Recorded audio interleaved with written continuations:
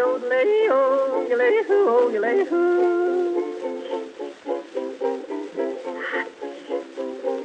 What do you do in the evening when you don't know what to do? Read a book, play a game, every night is just the same. What do you say if I tell you how to keep from feeling blue?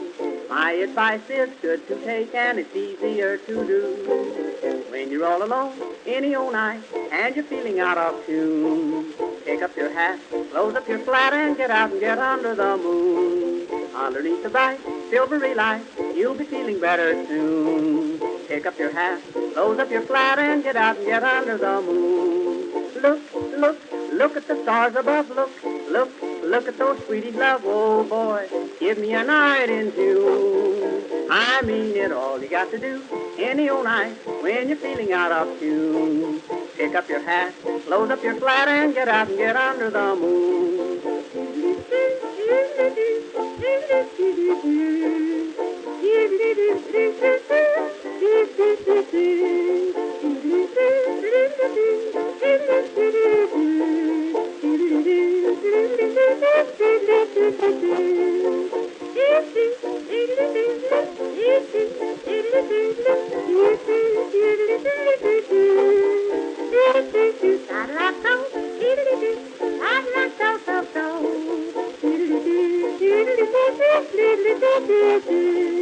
When you make a date any old night, gonna meet your sweetie soon. Pick up your hat, close up your flat, and get out and get under the moon. Underneath the bright, silvery light, that's the only place to spoon. Pick up your hat, close up your flat, and get out and get under the moon. Walk, walk, kissing and walk again, talk, talk, kissing and talk again, oh joy, sweethearts are all in tune. I mean it, when it's raining out, stay in a room, but on a lovely night in June, here's what to do, sweetie, and you just get out and get under the moon.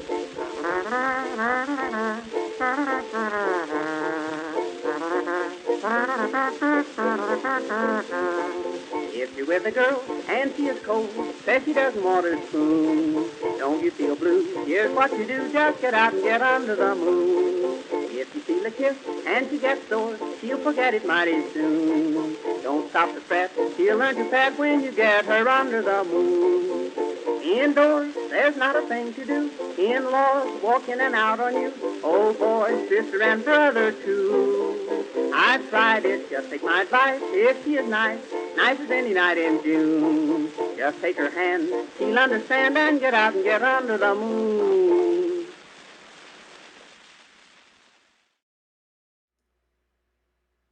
Well, ladies and gentlemen, boys and girls, madam and mademoiselles, welcome to a Sunday Not Monday rendition of Haunters Anonymous. Hey, Jessica, how you doing? Making a show finally. All right. How's the little one doing? How's the stomach bug? And hello to everybody else. As usual, I had one quick little hiccup trying to get everything started. As always, I was like about 30 seconds late, I think. I don't know. Who knows?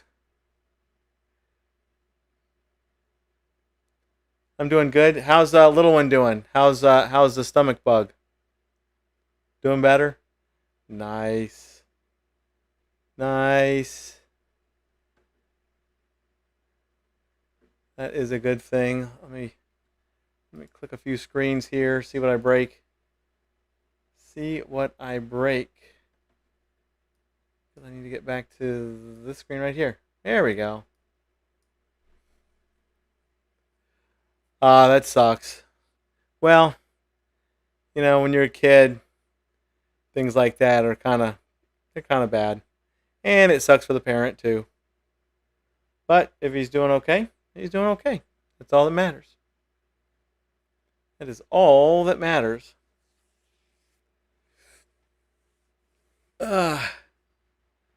Whew. Yeah, for anybody interested, I went to start the stream. I'm back on the Mac. I have bounced back and forth, having technical issues with the Mac, but I think I'm up and running again with it. That's what we're on right now. And I set everything up, and I made sure the stream loops was the right volume, and the microphone was working, and got another flaming pumpkin up there. And go to start the stream, and it says I was missing my stream key, which I'll be damned, I put it in before. So thank goodness I know how to do that really quick now. And there you go. You're managing keeping them alive. Kids are extremely resilient creatures. They are extremely resilient creatures. So, a little bit of sugar, a lot of love. They're good to go. They are good to go. It doesn't feel like Sunday for anybody that's curious. I don't know why. I guess it's because even I'm getting confused with balancing these things on Mondays and Sundays. Which, of course, since we're having a Sunday stream this weekend, it'll be a Monday stream next weekend. I'll be sure to reiterate that a couple times. But everybody that's in here, be sure to give the stream a like. We'll actually be talking some interesting news here and there and doing some more self-promotion. Is everyone on Facebook? Well, if they are, they're not seeing anything because since it's just me, I don't transmit the stream to YouTube and Facebook, so you have to be on YouTube. Sometimes it takes a few folks to get in. It's probably just me and you, Jessica. So for right now, this was the first weekend of October for the haunt season, so a plethora of haunted attractions have opened. So there might be some tired folks. Yeah, when James is officiating, which hopefully he'll be back soon-ish, he'll be doing some live streams, of course, from Halloween Horror Nights, 13 Skeletons, and Hershey Park. Looking forward to that. You want to go to 13th Hour?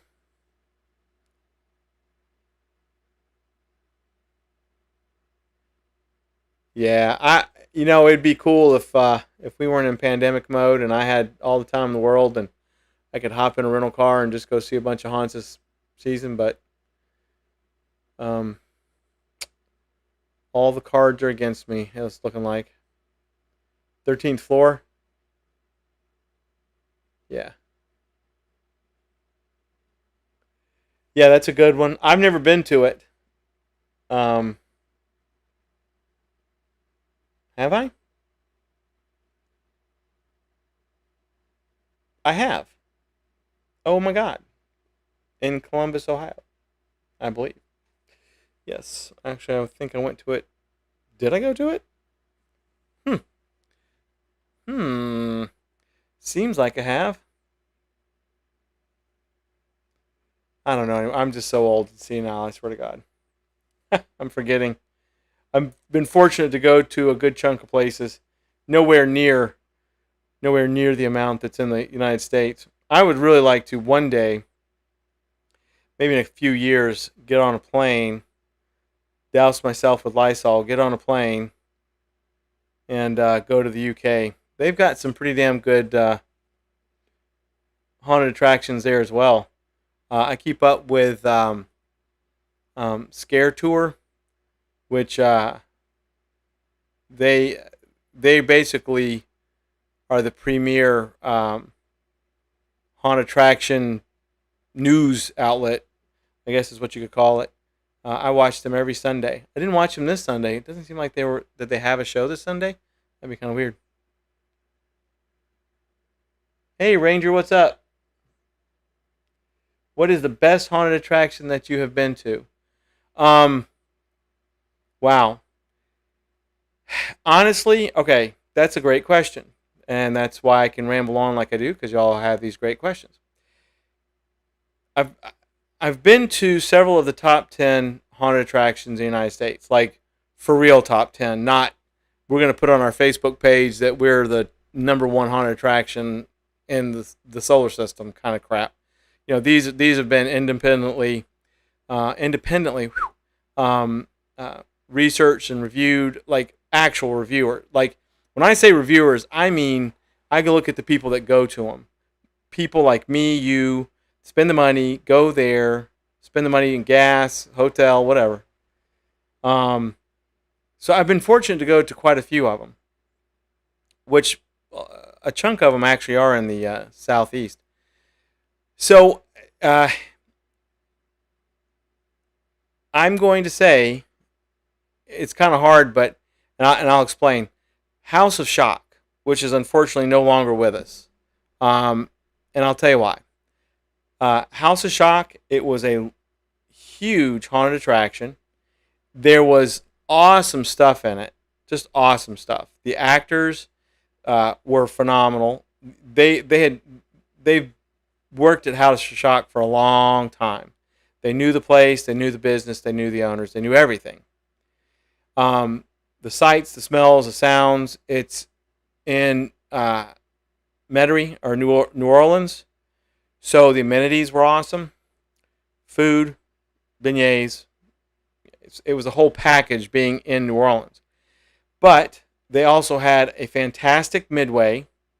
They had great merchandise, which I've got some. I actually bought some for the Potters. Y'all don't probably know the Potters, but the Potters got too. And it was high end, and it was controversial, but not in a what I consider an idiot kind of way, and I'll explain that in a minute. They had a great carnival type show. I've shown pictures, which I can't pull them up now because they're not on this machine, but people being hung up by meat hooks, real meat hooks, but not distasteful. They had great food there. They had a great pre-show. It was really well done. You would go there. The parking sucked, but you would go. You get your ticket. The ticket booth people were nice. You get in line. The people that were working the line were awesome. You were thoroughly entertained. Then they would take a chunk of people and put you in the corral, which is the pre-show, which was absolutely phenomenal. You can look up the House of Shock on YouTube for pictures. The pre-show basically was to get everybody ready for the haunt at the inside itself while the groups were going through. The flow was awesome. And then the pre-show was phenomenal. And then once the pre-show was done, you were shoved into the haunted attraction itself, and it was phenomenal. It just had a very well-rounded feel to it. Like nothing was forced. Everything was fun. It was just well maintained. And it's just really, really, really, really sad that it's gone. Hey, Keith, we're talking about the House of Shock, man. Hey, 13, how are you doing? But yeah, Ranger. So everybody that just came in, Ranger asked me what's the best haunted attraction that I personally have been to, and I explained that I've been fortunate to go to several of the top 10, meaning not done by reviewers or all these people that think they know what they're doing. I'm talking about people like you and I who went, and a ton of people said this is a damn good haunted attraction. That to me is what, if you are going to label yourself a top 10 or top 20, then go with the crowd, not somebody that you've paid to come and review your haunt. I'll never, ever, ever. So silly. But yeah, House of Shock, it's really sad that it's gone because now I've been to Netherworld, I've been to 13th Gate, Necropolis. I've been just to a small chunk of places. Went to some places during MHC. Of course, I've been to Halloween Horror Nights, 15 years. And there's people that call Halloween Horror Nights in Orlando like the premiere. It is awesome, but it's nowhere near what it used to be when I went. And I can't imagine anybody not agreeing with me who went for a long time because it's a different creature. So Ranger, to the long-winded answer is House of Shock. I went there plenty of times because I could go to the House of Shock and then the Mortuary, which is awesome, which is on Canal Street, 13th Gate in Baton Rouge, Necropolis across the street. They owned that.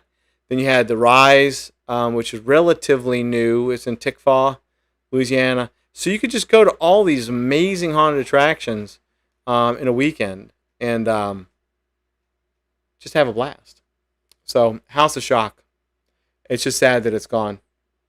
If I had to pick a second one, it would be Netherworld. I have not been in Netherworld in its new location, but in its old location was phenomenal. Went to it several times as well. Very, very glad with that.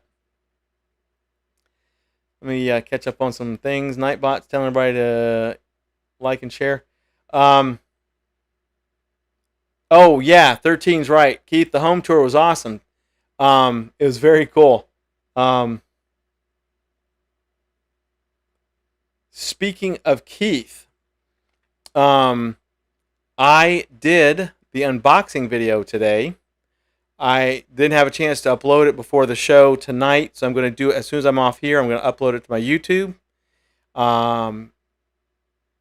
and it'll be up there within a few hours after the show. Man, I took a bunch of really great pictures, and I was going to actually do a slideshow tonight, but I thought, no, I'm going to make all of you look at my unboxing video, which was 19 minutes long, by the way. I was kind of laughing at myself about how long it was. But Keith, you know what you sent me, and holy moly, I was blown away, and it's very evident in the video. So I will actually do the slideshow Wednesday night. I'm going to give everybody the chance to actually listen to my obnoxious voice on my very first unboxing video. For those of you who aren't sure what the hell I'm talking about, Keith sent me a phenomenal box of these cool-ass things. I'm not going to say what they are. And they're just, I just don't, man. Keith, you could make a fortune on that stuff. I was blown away. So the unboxing video will be uploaded tonight. I will get it on YouTube's tonight, and it will be available to look at anytime tomorrow. It should be, unless I have some sort of cracked out wingnut failure.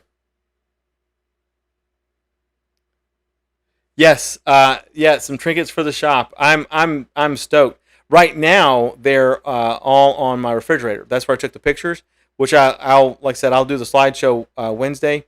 But anybody that is listening, once again, tonight I'm going to upload my very first unboxing video, compliments of Keith from Cobwebs and Candlesticks. Oh, speaking of Keith, before I damn well forget, message me the link to your Etsy shop. Your Etsy shop is still working, right? Send me the link to your Etsy shop because I want to put that in the description of the video because I talked about it in the video. Yeah, 13. Sometime tomorrow, it'll be on the Haunted Cypress 1910 YouTube. I'm going to upload it tonight. I just didn't have enough time tonight before the show. It's been a busy couple of days. But Keith, thank you so much. Many thanks, sir. I'm like blown away now that I'm having these things in my hand. Freaking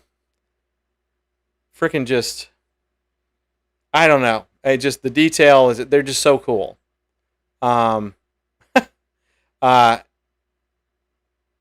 Wednesday, I will, once everybody looks at the video and I can start, because I'm trying to do this like, the YouTuber way. I don't want to give away the farm before some of you folks can actually watch the unboxing video. So you can tell me how it was. If you say, Mike, it was like, oh, dude, what the hell was that all about? Then I know to change my format. Where I did it was for reasonings because of what I was getting, and I actually explained that in the video. But I did learn a lot today.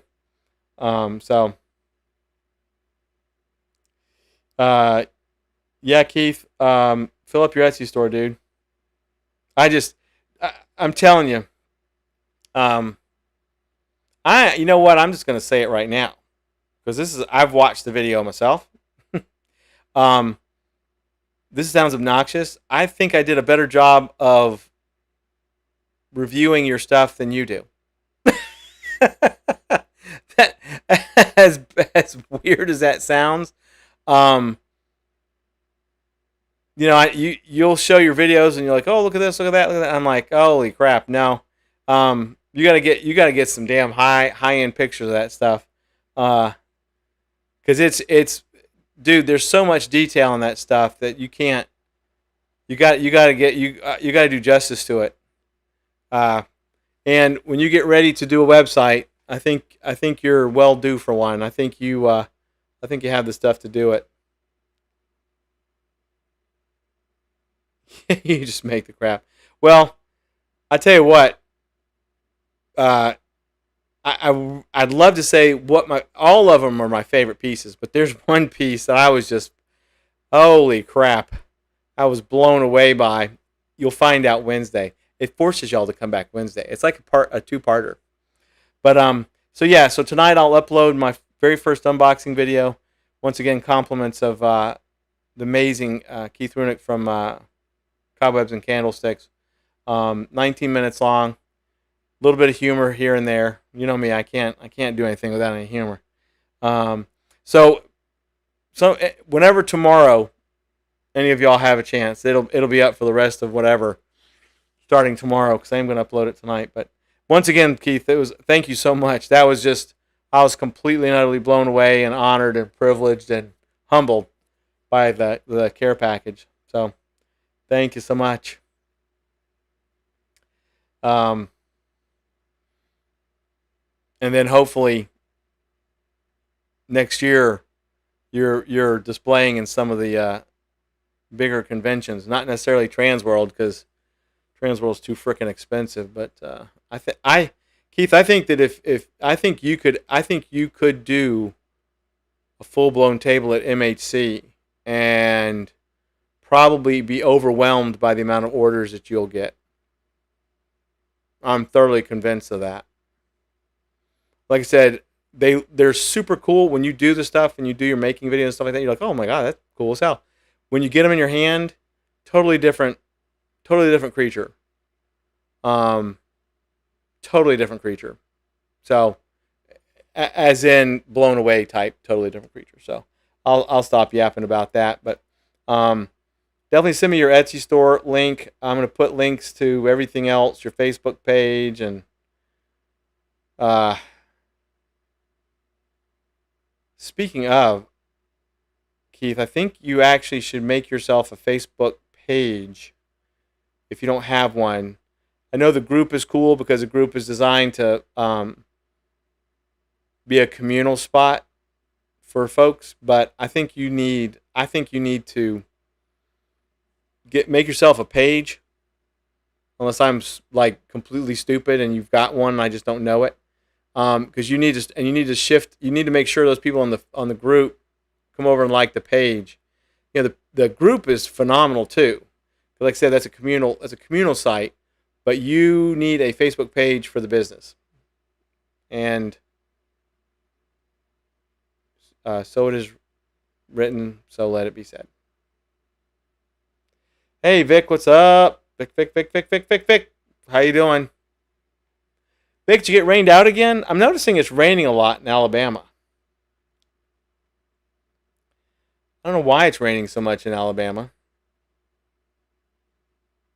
Maybe Birmingham attracts the rain, it just comes your way. How's this weekend at Haunt for Heroes? While he answers that, 13, I'm loving your posts. That oh my god, I'm loving your post, man. I'm stoked that the posts are flowing. I need to learn from you and start doing the same thing on my page, which I have a story about my page too.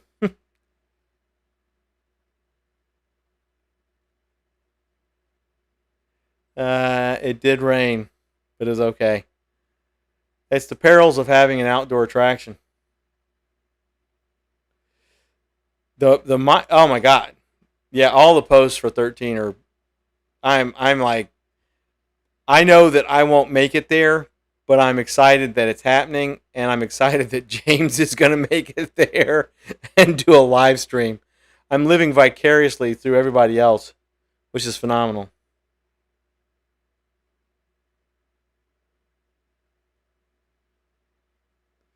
It is. It is actually October 3rd.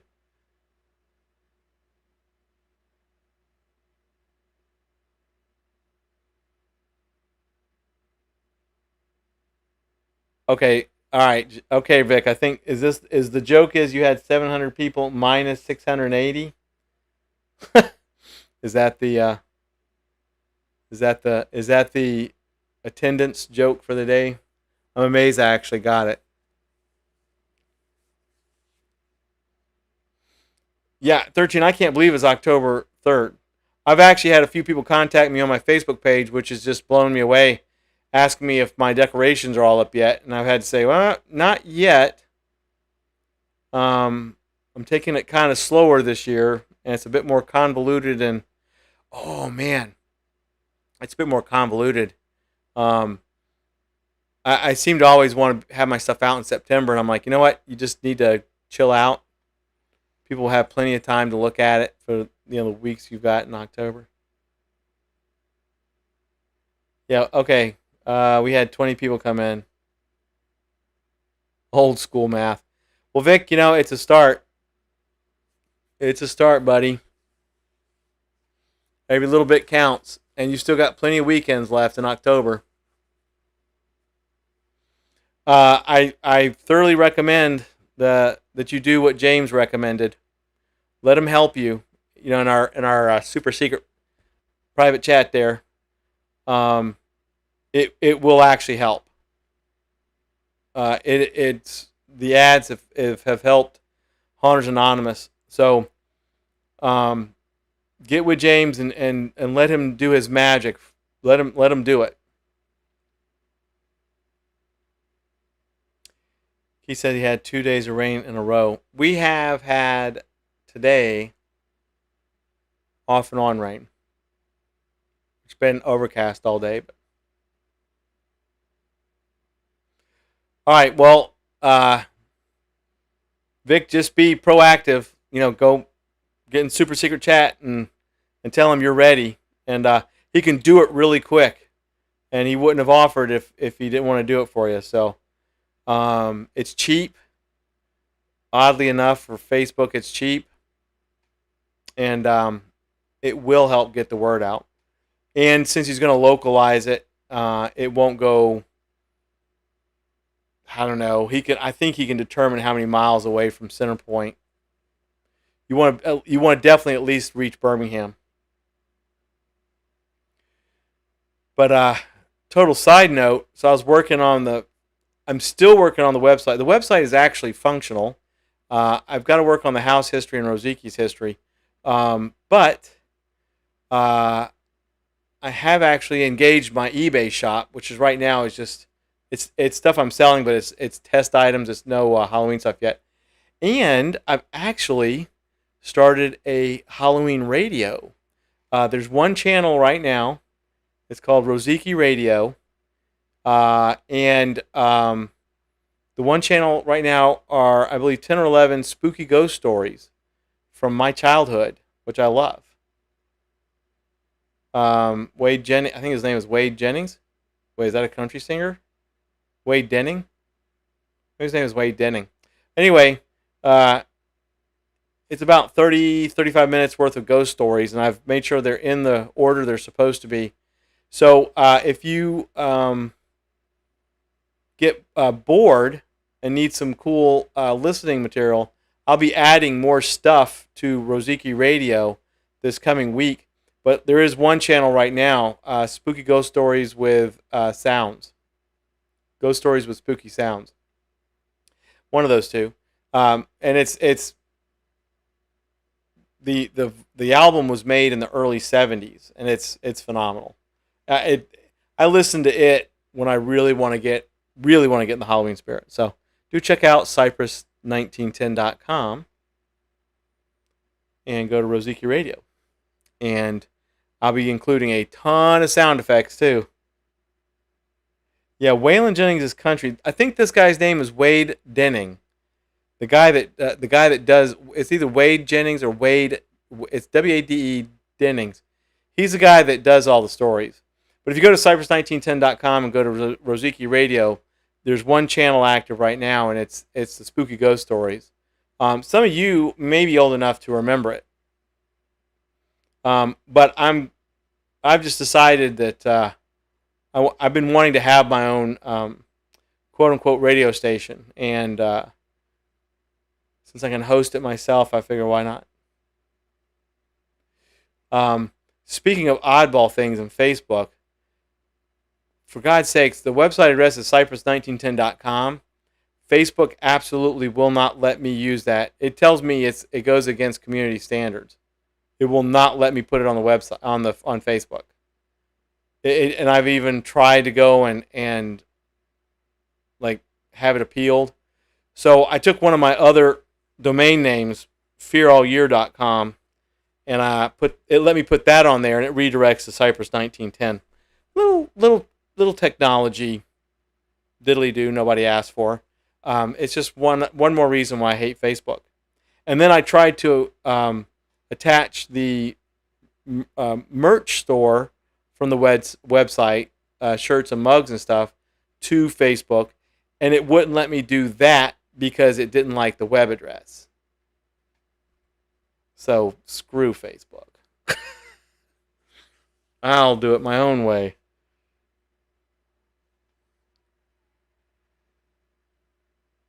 Yeah, Facebook is, for a platform that wants to be all inclusive and do absolutely everything and you never leave it, they sure as hell make it difficult to do the simplest of tasks. And I'm like, how can Cypress1910.com be against community standards? And they don't even tell you exactly why. So I used a forwarding domain so that I have a damn web address on my Facebook page. It's so stupid. It's just Facebook is stupid. And like I said, it wants you to connect all your merchandise and stores to it from wherever you're doing it from, which I've done a couple times before with other sites. But I'll be damned, since it didn't like Cypress1910.com, it absolutely would not connect to the store. I'm like, well, the hell with you then. People can buy my stuff on the website. The hell with you, Facebook. The hell with you and the horse you rode in on. But that's the technical side of the chat tonight. One of the things I was going to talk about was the Haunted Road and Scream and Stream have been getting haunt reviewers. And Scream and Stream, I don't complain too much about them. The only thing I complain about Scream and Stream is it wasn't streamed last year. It's not streamed this year. They really need to change the name to something that doesn't have the word stream in it, because unless down the road they're going to still try to do the whole streaming thing, they need to just go ahead and change it, because it doesn't make any sense. I also think it's hilarious that the whole reason why Scream and Stream started last year was to keep people in their car, to make it safe during the pandemic, which of course we're still in. And now this year, they're handing out stuff, guns and all this stuff, to shoot zombies. So unless they have like a really hardcore, which is not as bad as what the Haunted Road is doing, for God's sakes. But if they have a very strict disinfecting regimen, then okay.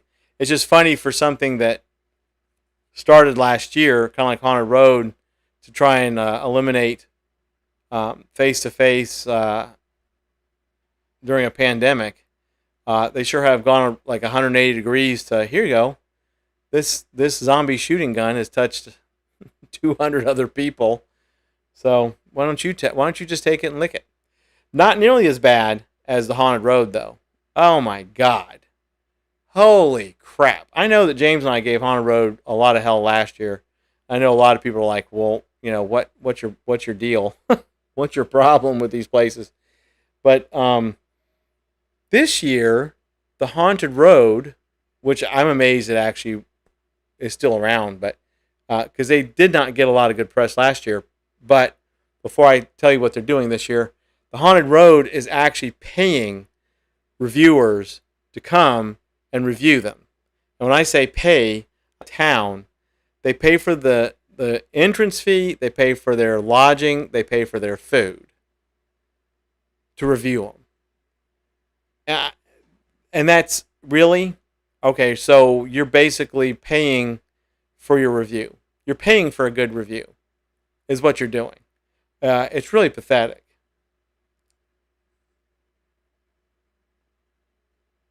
Might as well be licking park benches. I know. Oh, cool, Vic. Hold on a second. Let me finish my Haunted Road story. We'll get that. So they're literally paying lock, stock, and barrel for people to come out and give them good reviews. And I mean, literally, like free entrance fee, lodging, food, paying for all of it.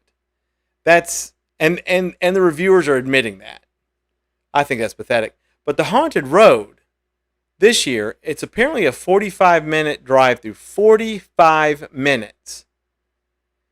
And they're handing you a bag of dirt or I don't know what the hell it's supposed to be. A bag of damn dirt and a walkie-talkie.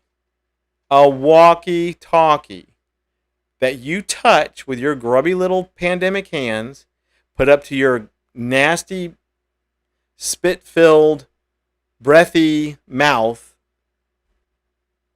and that's okay?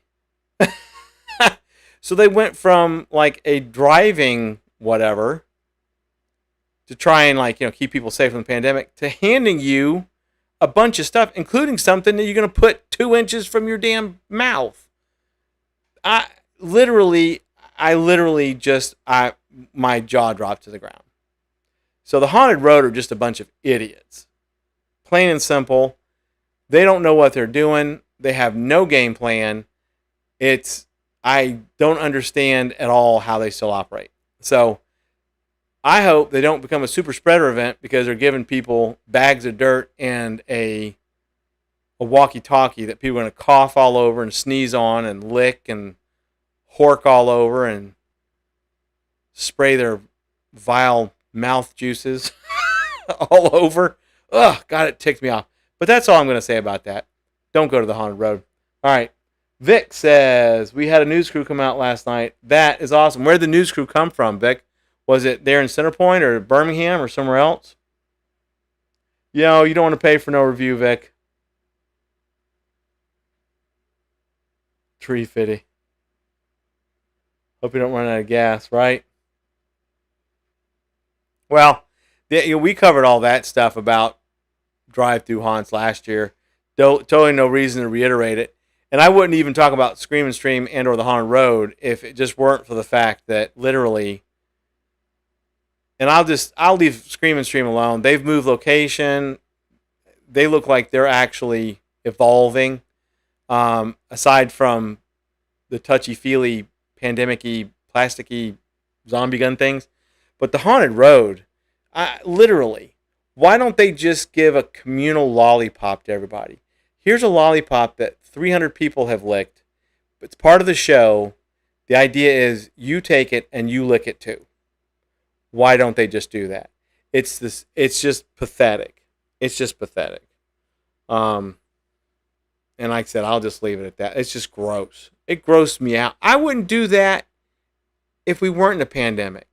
I'd be like, what is this walkie-talkie for? Oh, for you to communicate with the ghosts. I'm like, well, the ghosts need to call me on my cell phone.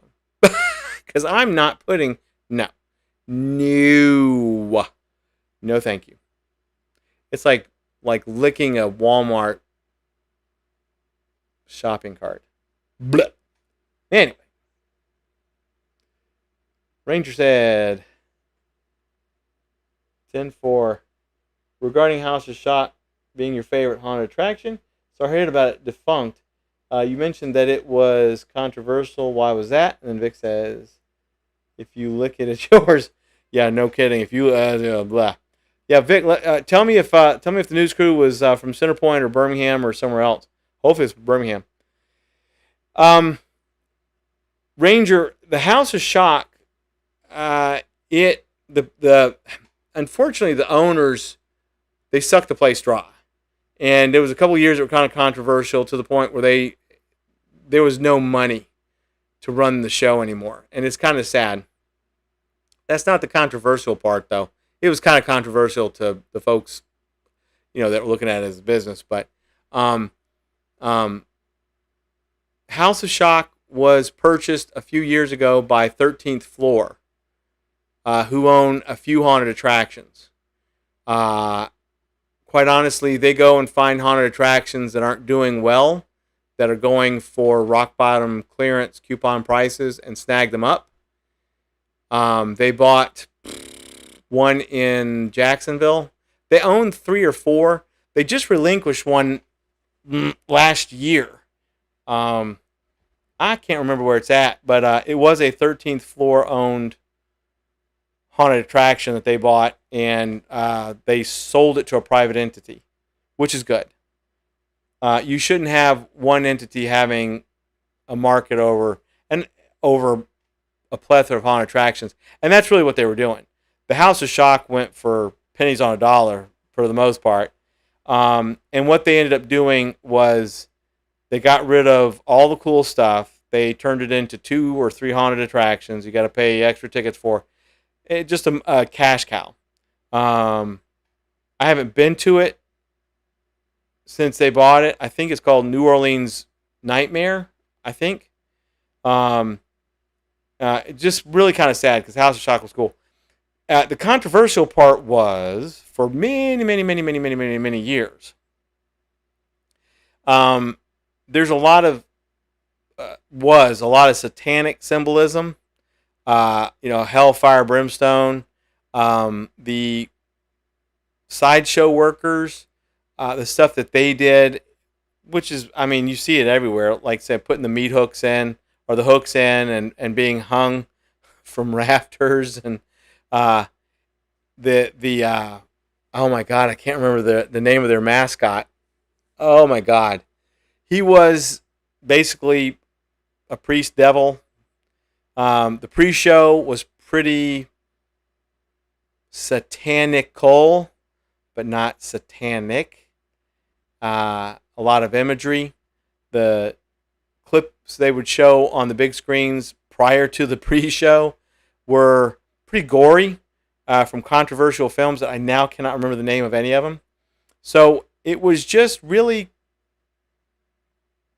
the outside symbolism, the stuff that you could see without even buying a ticket, was pretty wild. I have pictures of it and video, and I'm sure you can find stuff on YouTube. You'd see what I was talking about. But it was just such a well done show. It was just so entertaining, and the flow was great. It's just really sad that, from what I heard, the owners just basically drained the place dry, because it made bundles of money. You could not go to House of Shock and it wasn't packed. But they flowed it really well, so you weren't there for hours waiting to get in.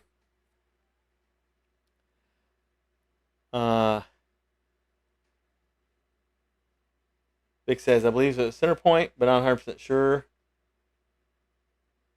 Vic, did they do video? Like, if you find out who the news crew was and they have video, I'd love to see it.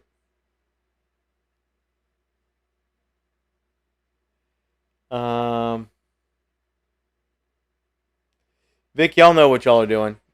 It's your first year. I think Vic, you would do well going to some haunted attractions if you can, just to see what other ones look like. I know you've probably seen walkthroughs, which it does what you're going to do, but until you go in and really experience some of them, and you want to do that before you start getting like busier throughout the years, not just this year, but throughout the years. Because if you start cranking, you're going to find yourself like, well, now I can't get out of Centerpoint. during the haunt season. Oh, cool. They did do video and pictures. We'll find out who the hell they were and post it. Hell, post it on the H4H page. I'll find it there. And the group. But so Ranger, that was the deal with House of Shock. House of Shock was actually formed. It was done by Pantera, the group Pantera. If you don't know who they are, just go look it up.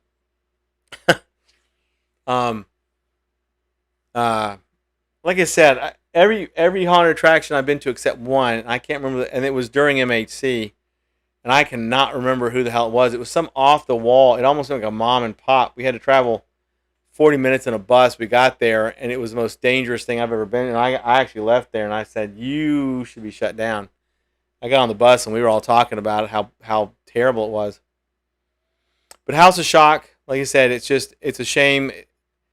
If you never went, you really, really missed out. I went 5, 6, 7, 8 times, something like that. I'd go as many times as I possibly could. I'll try to get my pictures together and have them ready, maybe for Wednesday. If you should happen to come back on Wednesday, Ranger. If not, that's fine. I'll put them to the side so when you are on next time, I'll have them. You can look through them. They are a wild.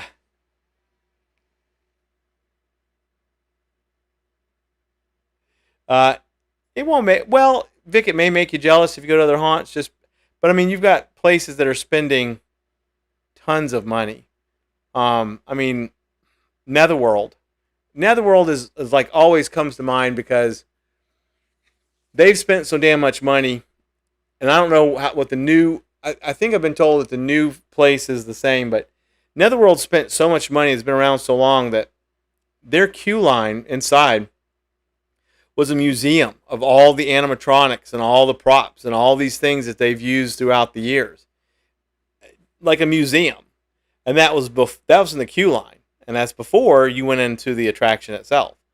And you're just like, my God, they could make a small fortune if they sold all this stuff, but they kept it and made it part of the queue line. I just copy them. Necropolis, which is in Baton Rouge across the street from, if it's still there. That's something I haven't really checked on in several years, but Necropolis, which is owned by and across the street from the 13th Gate, not to be confused with 13th Floor. This is totally independent, but 13th Gate, which in itself is a fantastic haunted attraction. Necropolis across the street is literally a full-size, full-fledged, fake, above-ground New Orleans cemetery. They reproduced like an entire above-ground, because everything in New Orleans is above ground, New Orleans cemetery. You walk through these arches, and you're like in a frickin', it's like, what the heck, what's going on here now?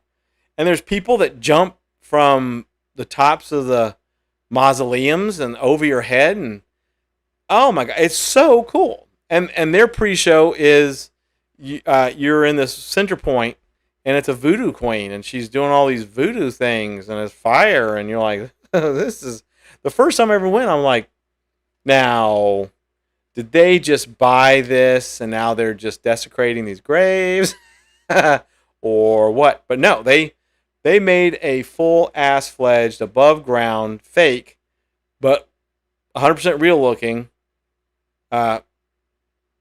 cemetery across the street, and it's cool. It's a separate ticketed event, but I went to it for 4 or 5 times. It was cool, super cool. Keith says I'll be loving me some voodoo. Well, this place was, of course, New Orleans. You walk anywhere, it's voodoo and palm readers and all that kind of stuff. But I just was so incredibly impressed by a full-scale, above-ground, New Orleans-style reproduction cemetery. And I mean, I'm talking, this was not This was not miniaturized at all. It was huge. When you've got people when you've got people who could jump from grave to grave, mausoleum to mausoleum, whatever, no strings attached, no safety wires, nothing. And they were full on parkouring over these damn things. And these things are built so well, they're taking the weight of these people. They're thin people because, these are pretty decent jumps. Not that big people can't do it. I couldn't do it. But, and you don't realize it. You don't realize that they're above you. These things are tall. Some of them are shorter. But they would jump over you and not miss a beat. And, I mean, it's probably one of the only places that actually made me flinch several times, just because I was like, I don't know what just happened. And then of course they had people that were in the facility, in the buildings and the mausoleums, all that stuff, jumping out at you. That didn't do anything. I mean, none of that does anything to me. But knowing that there's randomly people jumping over your damn head and making noise, and you're like, good God. I'd bust it. I would too. I wouldn't be able to get on top of one of them, let alone jump from. And I would say that from the time that you bought for Necropolis, you'd have your ticket, you'd go in there, then same thing, they would do a chunk of you for the pre-show. The pre-show was a good 10 minutes, and walking through the entire cemetery had to have been 15, 18 minutes, 20 minutes. It lasted quite a while at a very slow pace, which you couldn't go fast. They made it where you literally could not go. You couldn't run through it. You couldn't get scared and go like, well, I'm going to, head off a couple paces that way at full speed. You couldn't do it. It was just another well thought out haunted attraction. 13th Gate, phenomenal, absolutely phenomenal. The Rise in Tikfa, I met the owners of that the year they were opening. I met them at Midwest Haunters Convention, and somebody said, Mike, those are the owners of a new haunted attraction in Louisiana, because it's my quote unquote territory. And I'm like, what? So I went over there and I said, hey, blah blah, and they're like, yeah, we're opening up the Rise in Tikfa, also known as Hammond, Louisiana. And I said, I will see you there this year. And sure enough, I did my Louisiana trip and made the Rise the last place I went to on the second night I was there, so I could spend some time there, and was blown away. I was just blown away. The facade to the building, going in the building. It was so well done for a first-year professional haunt. I mean, they spent some damn money in this place. And this place was out in the middle. Tikfa and Hammond, it's in the middle of nowhere. And the gift shop was in a weird place. When you went in there and you were in the line, they had put the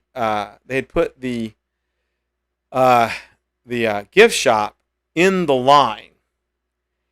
And if somebody wanted to buy something, you couldn't get past them. And there were people that were really looking through all this merchandise. It was holding everything up. And finally got past it, which was no big deal. And when I came out, I said, hey, I need to speak to so-and-so. I want to talk to him. I said, I met him at MHC. And they're like, oh, yeah, we'll go get him. They remembered me and everything. I said, that was absolutely phenomenal. I said, that was like so good for a first-year haunted attraction. I said, y'all poured some money in this. And they were very humble, thank you, and all this stuff. We talked for a few minutes. I said, I have one recommendation. I said, the gift shop is in the way. I said, you need to change it. And they agreed. And the next year I went, it just so happened that the gift shop where it was like on the outside wall of the building. So the where you walked, where you left the building, down the side of this long building, the gift shop was at the end of the building, in the building, but at that wall. And what they did was they walled up where the gift shop was inside, cut a hole on the outside, and didn't have to move it. They just switched inside to outside. And so now the gift shop was accessible as you left. And then if you went to the gift shop, people could go around you. It was amazing. It was awesome. And so the second year I saw them again, and I said, "That's the way to do it right there." And they're like, "It was the easiest way to do it." I'm like, "That's the perfect way to do it. You're catching people as they leave, and nobody can block anybody else." So the rise was pretty cool. I've been to a lot of mom and pop type haunts. Some still around, some not. Florida, Alabama, Georgia, Louisiana. I've been to haunts in Texas, Ohio. A friend of mine had a corn maze haunt above Birmingham. It's been closed for several years. It only lasted about 3 years. And it was way the hell out in the boonies.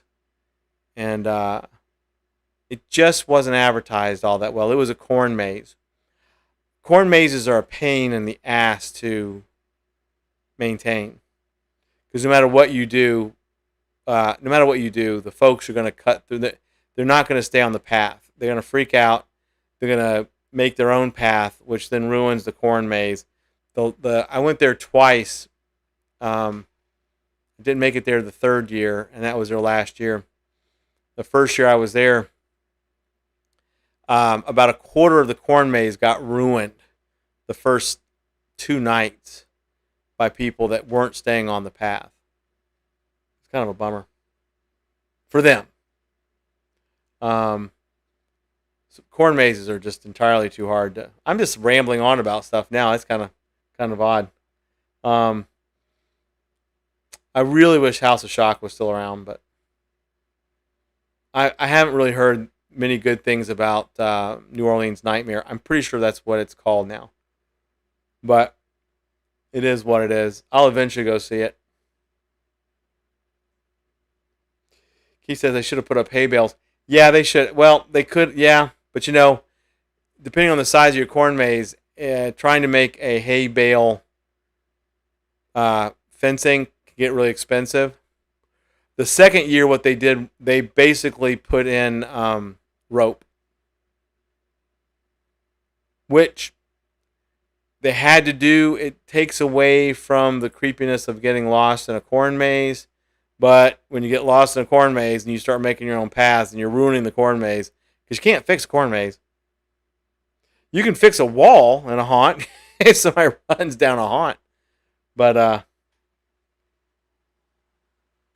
yeah, like I said, the thing with the corn maze is you're supposed to stay within the designated path. And people don't do it. They'll see one stalk of corn gone and think, well, that's the way I'm going to go because I don't want to go this way. I'm too freaked out. And the next thing you know, they're just crushing down a bunch of corn.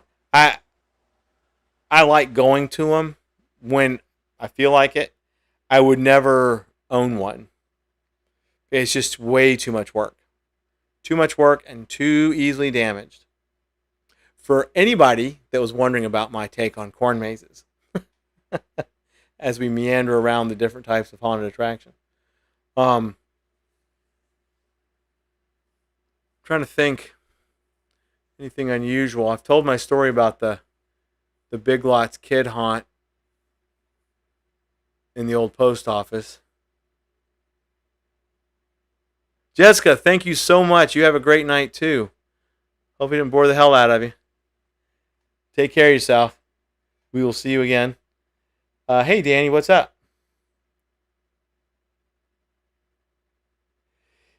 Yeah, Keith, once it's down, it doesn't grow back up. And you can't, it's not like you can super glue it back onto the damn dirt.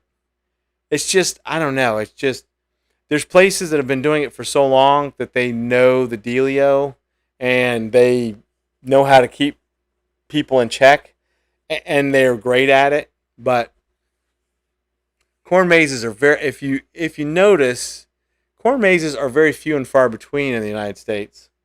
There's not many of them. Glad you could be here too, Jessica. Thank you so much. Have a great week. If we can, we'll see you Wednesday night. And much love to you too. Glad the kiddo feels better. And then, of course, it kind of brings us back to outdoor haunted attractions, which now we have, Vic with Haunt for Heroes getting the full brunt of Mother Nature because you can't stop the rain, can't stop the wind, can't stop the flooding.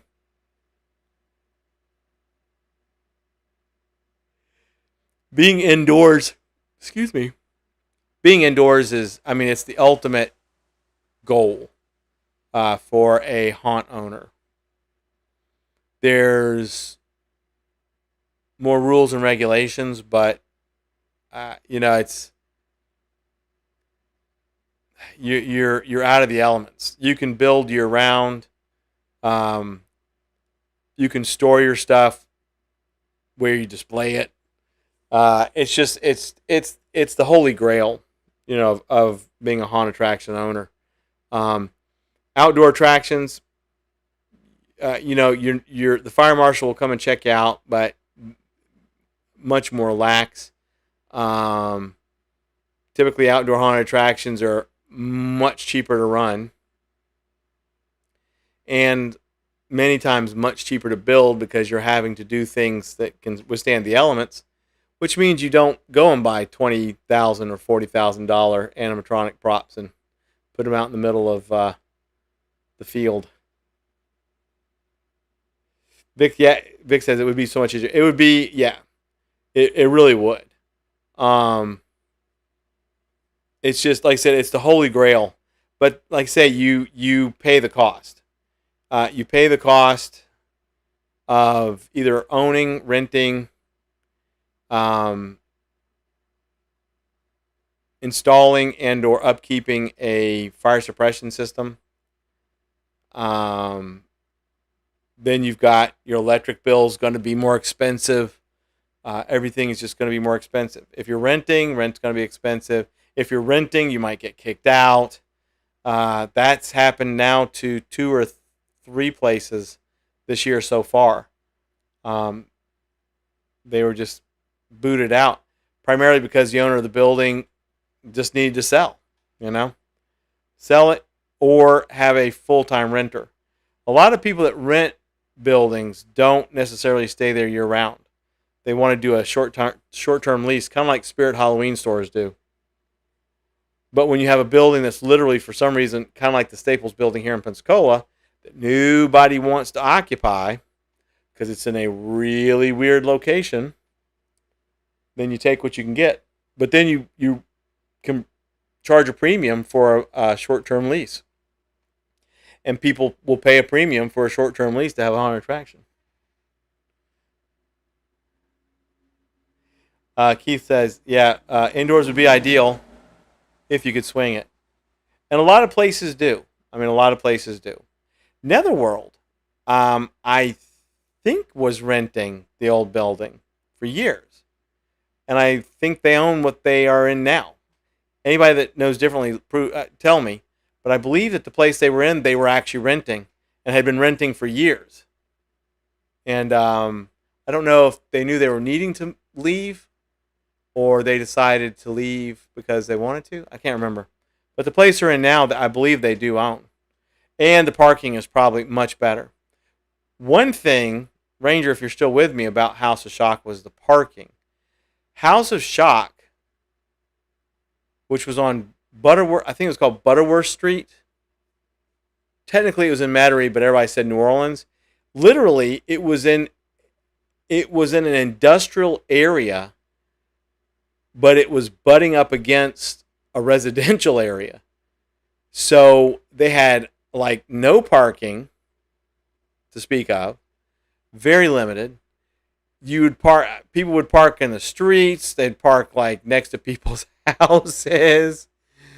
I just can't imagine the people that lived there every year going sweet Jesus. Maybe we should just move for 2 months. So House of Shock, the parking was abysmal. It was absolutely abysmal. But you know what? You may do.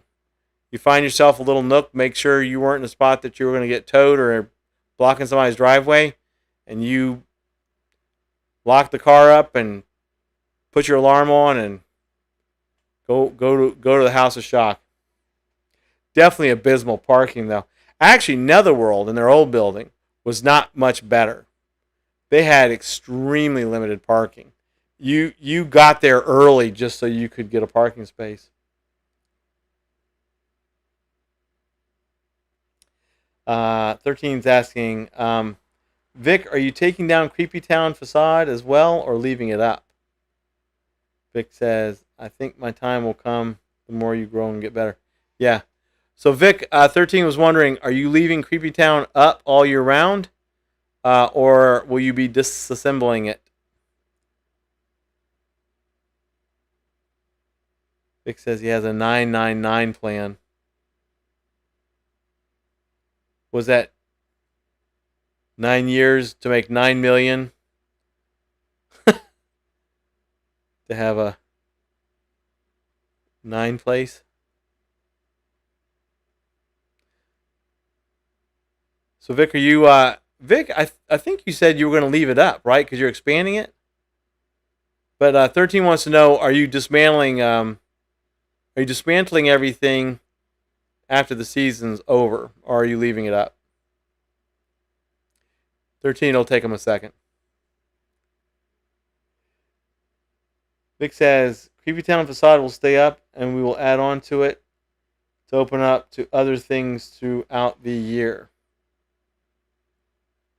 That's super cool.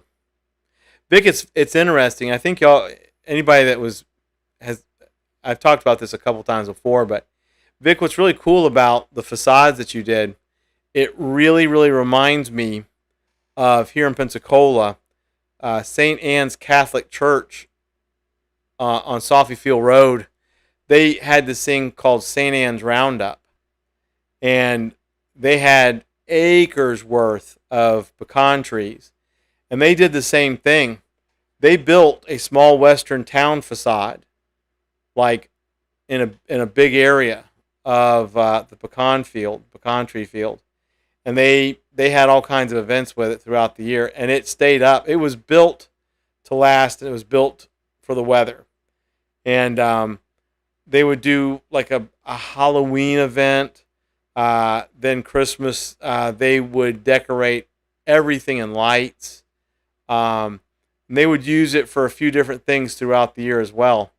Unfortunately, Hurricane Ivan destroyed all of it and destroyed most of the pecan trees. It's pretty much one big open field now. Hey, Reginald, what's up?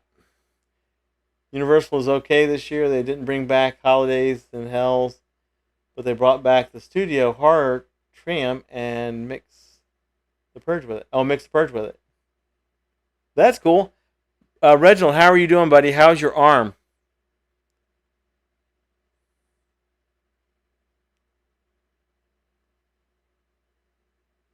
Oh, 999 tax plan. But yeah, I don't know. There's probably pictures of St. Anne's Roundup in Pensacola on the net. They'd have little mini ponies, and it was really cool. But looking at your facade really reminded me of St. Anne's Roundup. They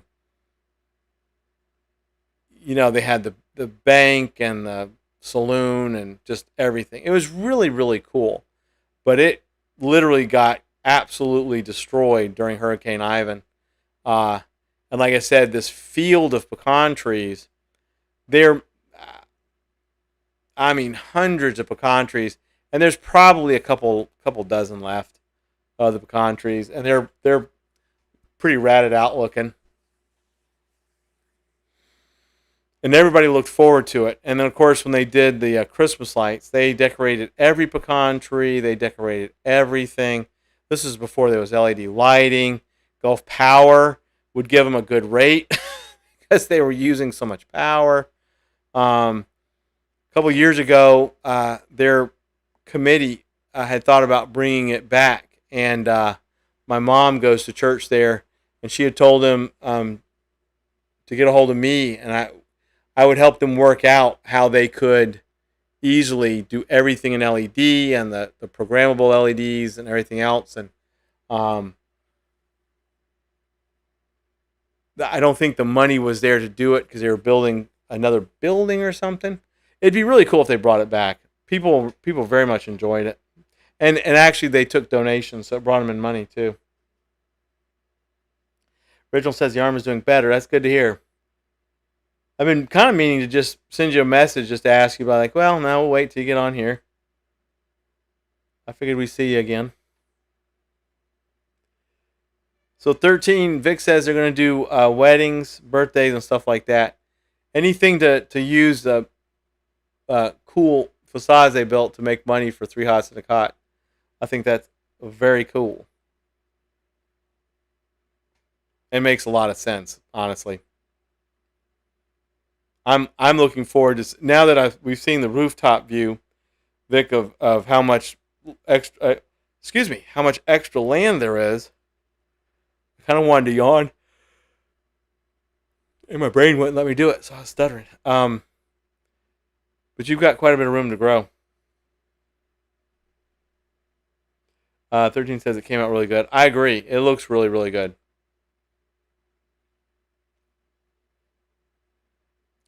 Phenomenal job.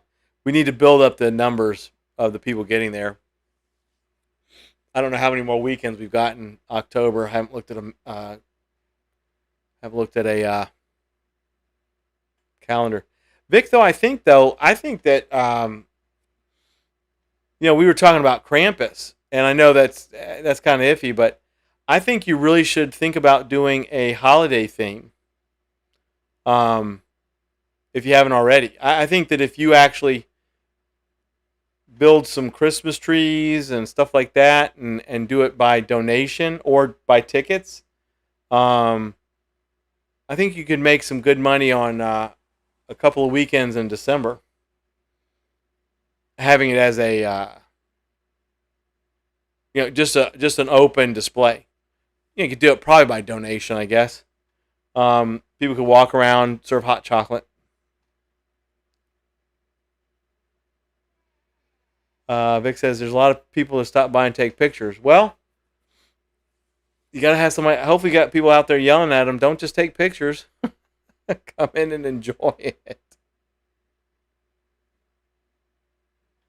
And Vic, this sounds kind of mean and cruel towards everybody else, but it may get to a point where you may have to cordon off all that stuff so that people are kind of forced to pay to come and look at it. I've known a few places that have had to do that. It's very generous to say, look at all the cool stuff we did, yay. And people will come and they'll take pictures. That's all they want to see, or do their selfies. And then, of course, not even dropping $1 for a donation for the hard work. Sometimes you have to think kind of businessy, even with charity organizations.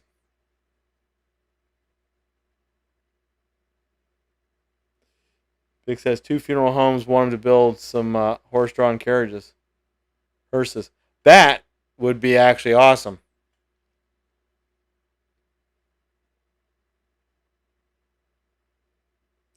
Vic, I think that I really think, like I said, don't worry about the Krampus part of it. I totally understand that, being close to a church. But I think that if you did something really cool for Christmas,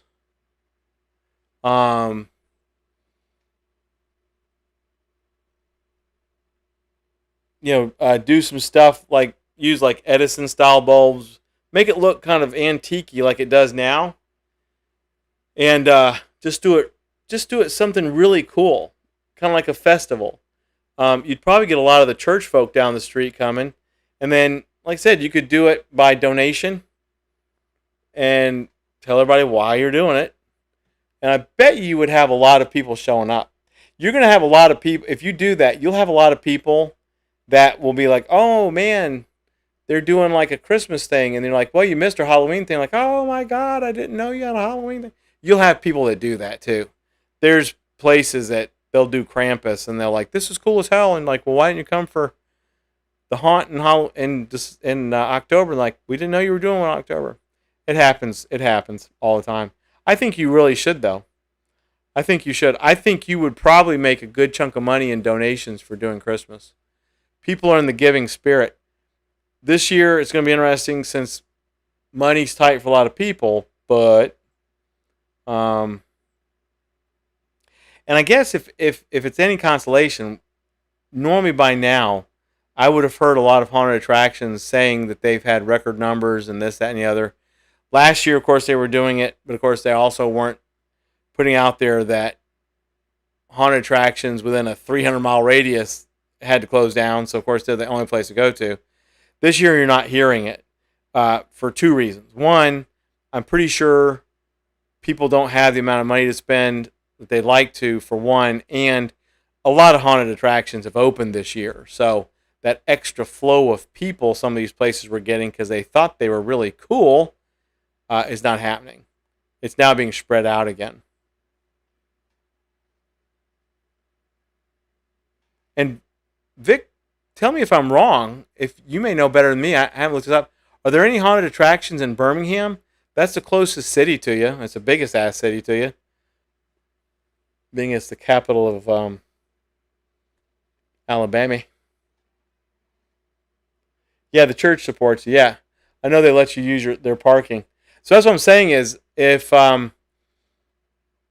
you make the decision soon enough that you're going to do something for Christmas, like a big festival, something, something.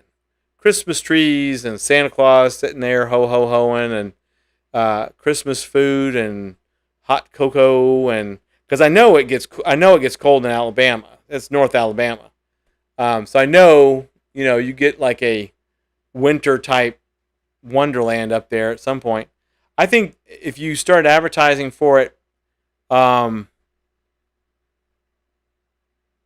like towards the end of October, no later than the beginning of November, if you decide to do it, I think you'd have a lot of people show up for it. I think you'd make some really good donations. And then maybe you can, maybe you could switch out, keep your walls up, and switch everything out to a like a Santa's Village thing, or walk through Santa's Elf Dungeon. I'm kidding. I don't know. I can't believe I'm talking about Christmas and we're in the first weekend of October. All for a good cause, though. I would not talk about Christmas and all that jingle jangle stuff if it weren't for the fact that it was for to make money for three hots and a cot. So there's my excuse.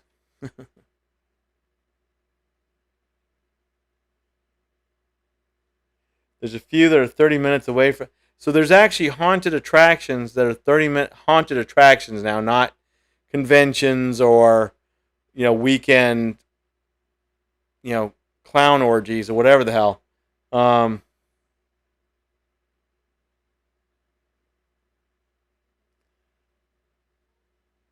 that's same thing here. It could be cold or it could be 80 degrees on Christmas. I guess I should just take a look. I should take a look and see what's around you. The closest one I can think to you is Arx Mortis, and that's north of you. That's north of you, in Huntsville. Wait, is that right? Arx Mortis is in Huntsville, Alabama? I know Arx Mortis is north of you, and that's a pretty damn big established haunt. But other than that, I can't think of. I don't know. I'll look. I'm just curious. I'll have to look. I'm just curious. I know Arx Mortis is above you. There was an attraction called Disturbia that's been gone for years. That dumbass that had that place. Just an idiot. But that's all I'll say about that. I won't get too riled up about that, dude.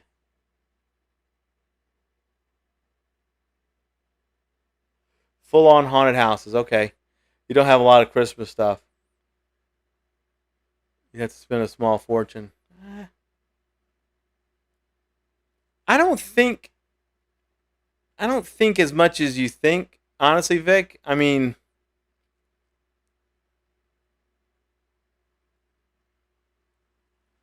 I don't know. I'd have to think about it. And I'm not talking about like the only reason why I'm mentioning the walkthrough is just because it's there. You don't have to. That's where the money would be spent. Christmas stuff on that, but um, I think if you just turned your creepy town facades and stuff, put out some big Christmas trees, get some lights. Hell, go to Walmart or something and see if they'll donate. See if you can get some donations. See if you can actually tell them this is what I'm doing for Centerpoint. What can you do for me? Just like I did with the wood. You never know.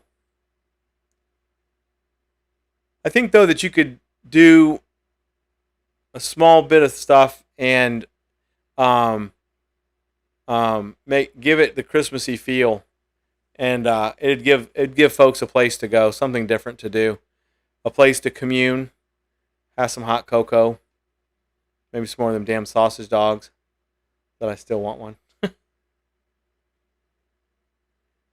Uh, Warehouse 31. Oh, Atrox Warehouse 31, Nightmares 3008, Spook Trail, and a few other ones I can't remember. Oh, okay. Holy crap! All right. All right. I'm gonna do a little mapping research. I know you already know, but I need to visually see it on a big screen, Google Map, just out of curiosity. Because that also determines what your strategy is of getting people to you. You know what I mean?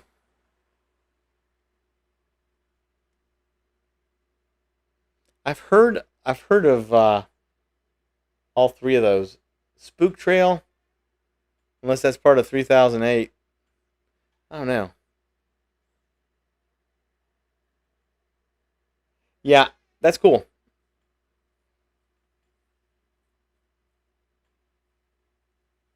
I really think two things. I'm gonna have to see what your demographics are. I'm gonna do that. I'll do that tomorrow. Tonight I gotta upload a video. I want to see. I need to plot out distances of these places because it really does determine. It really does determine how you put yourself out there, and do a little investigating to be sure that nobody's smack talking you. New haunts a lot of times will get smack talked, regardless if you're a charity haunt or not. If a place feels like you're pulling business away from them, they'll smack talk you. I'll go and research. You had Christmas in July and planted artificial trees in the ground. Well, there you go. I think that because, well, Vic, I think that if you decide to do it, you really need to get into what are called addressable LEDs. Um, I don't, you don't want to look at them and be freaked out by them. They're so cheap now. You can get the pixel LEDs, addressable LEDs, programmable LEDs for like the same price as strands of regular stuff here in like Home Depot and Lowe's and Walmart. I think if you could put on at least a cute little light show with a few of the trees, um, it would get you some. It would get you some attention. Ranger says, "Hey Vic, some haunts near me have hired a celebrity like Linnea Quigley. I hope I pronounced that right, for a weekend appearance to help promote their attractions. I wonder if that is something you could do for future haunts."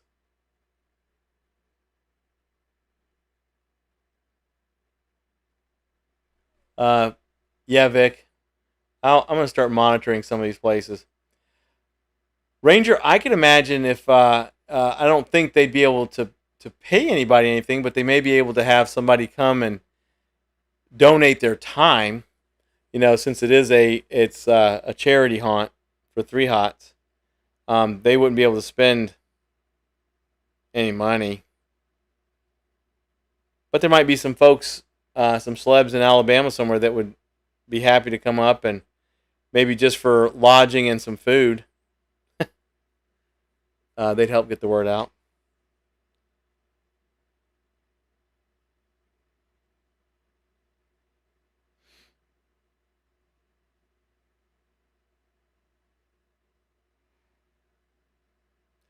This year is definitely a learning experience, Vic. I mean, and I know you knew that too. So I agree with everyone.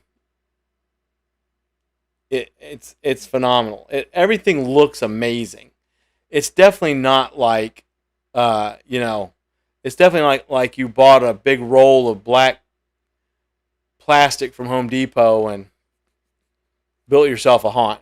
It's nothing farther from the truth. A lot of work, 2 years worth, that I know of, because I know you were doing it for last year. So definitely to pat yourself on the back. We just need to build those numbers up. Build the numbers up. Honestly, the thing to have done would have been really the beginning of summer, to push the hell out of everything. I don't know why I didn't realize you had a Facebook page up until maybe a month ago. That right there tells me, like, you're well hidden on Facebook. And getting some more news crews out there will definitely help. Vic says, "Yeah, my promotion sucked this year." Vic, like I said, man, this is your first year doing all of it, and even by your own admission, you've never been to a haunted attraction. So I think you're doing pretty damn good for somebody that's never actually been to a haunted attraction. And learning from the YouTubes and the talking to people and stuff like that. But promoting it is. You've got, especially if you're a new haunt or 1 or 2 years old, you really, unless, if you're in a really big city, that's one thing, but you're kind of not. And unfortunately, you're kind of next to a big city, the capital of Alabama. So you've got a few things that are kind of poking at you. But like I said, I'm going to help you throughout this coming year do professional promotions. You get James to do his magic. But within the next few months, I'm going to have all of my Google certifications. I will be able to help you with becoming a badass on Google search and everything else, and Google Ads. So,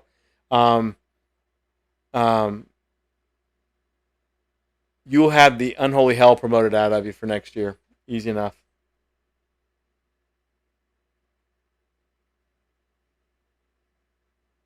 You had people saying you weren't really opening up. Surprise. Yeah. But like I said, the good thing, like you've told 13 and all of us, the facades you've built are going to be multi-purpose. So that's awesome. They'll do more than just what they're doing now. So all a learning experience for sure. And that's the way it should be. So but I tell you what, folks, we're at the bottom of the hour once again, because y'all are so awesome and so engaging. You keep me rambling on for an hour and a half. That's amazing. But we will wind it down so that I can get y'all to bed, and I can get myself back into studio mode with getting my unboxing video uploaded, because that's going to take a wee bit. Like Nightbot says, everybody please give the stream a like and all that sort of fun things. Share it as you can. Tomorrow, at your leisure, barring any technical difficulties, My first unboxing video for Haunted Cypress 1910 will be online on YouTube at Haunted Cypress 1910. Take a gander. Wednesday, I'll put up the pictures of the stuff that Keith gave me. I'll do a image collage, so y'all can see it that way as well. I want to get y'all's honest opinions because I value y'all's opinions about my first unboxing video. Should be a hoot. If you don't want to watch it, that's fine too. I don't care. But Dan, you haven't been. I know you've been listening. We know how it works. You got things to do too. But good night, 13. Good night to everybody. I will see you again Wednesday night. Once again, we're in October. James is going to be doing some live streaming, which is cool. I'll definitely be more in news mode. So we have really cool things to talk about. If you got anything you want to talk about, let me know. We'll get it going. Please do watch that video. And as always, everybody, stay safe. Thank you so much again for being you. And I'll see you Wednesday night. End of line.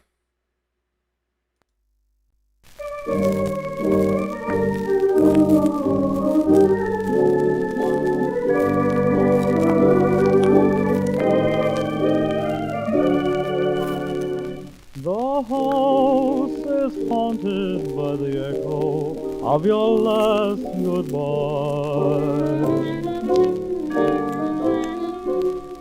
The house is haunted by the memories that refuse to die.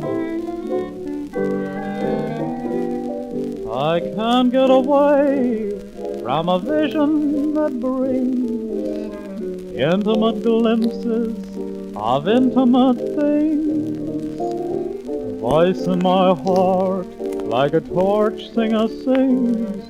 I wonder who's kissing her now.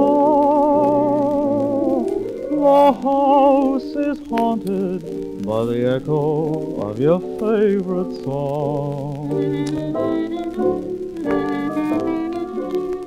The place is cluttered up by roses that have lived too long, much too long. The ceiling is white, but the shadows are black. A ghost in my heart says she'll never come back. The house is haunted by the echo of your last goodbye.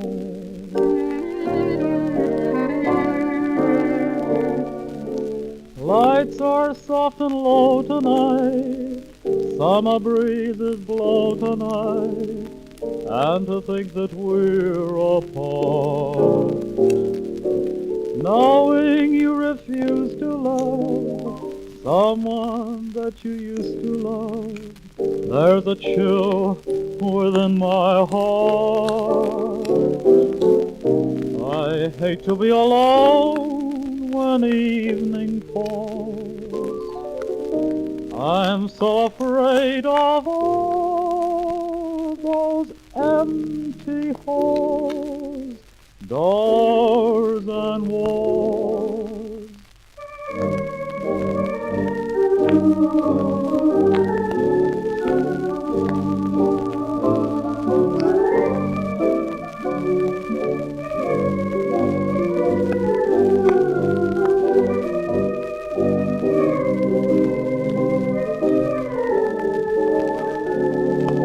The ceiling is white, but the shadows are all black. A ghost in my heart says she'll never come back.